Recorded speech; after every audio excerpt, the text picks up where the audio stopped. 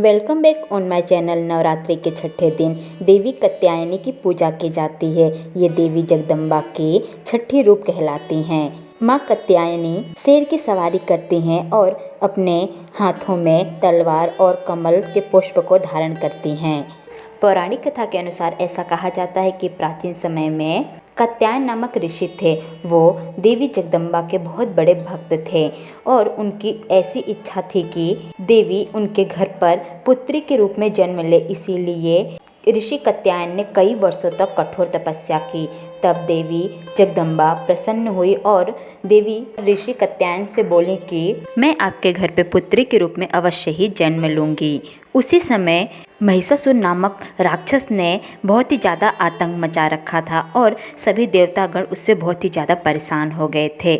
महिषासुर ने सारे देवताओं से युद्ध करके उन्हें युद्ध में भी हरा दिया था। यहाँ तक कि महिषासुर ने इंद्रदेव से उनका स्वर्ग भी छीन लिया था और वहाँ पर भी कब्जा कर लिया था। इस प्रकार से सारे देवतागण महिषासुर से बहुत ही ज़्यादा परेशान होकर त्रिदेव अर्थात ब्रह्मा, विष्णु और महेश के पास गए और सभी देवताओं ने त्रिदेवों से विनती की कि हे प्रभु, आप हमारी परेशानियों का समाधान करें और महिषासुर का अंत कीजिए।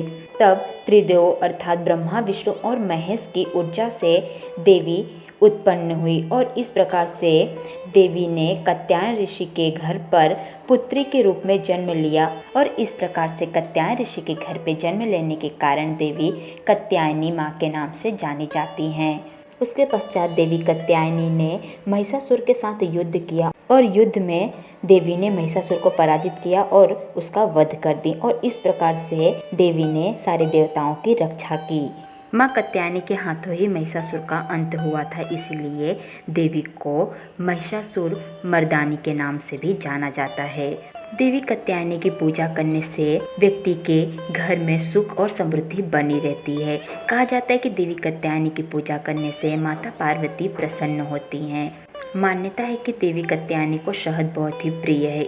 कहा जाता है कि जब महिषासुर से युद्ध करते समय देवी कात्यायनी बहुत ही ज़्यादा थक गई थी, तब उन्होंने शहद से लगा हुआ पान खाया, जिसके कारण उनकी सारी थकान दूर हो गई। इसीलिए उन्हें शहद का भोग लगाया जाता है।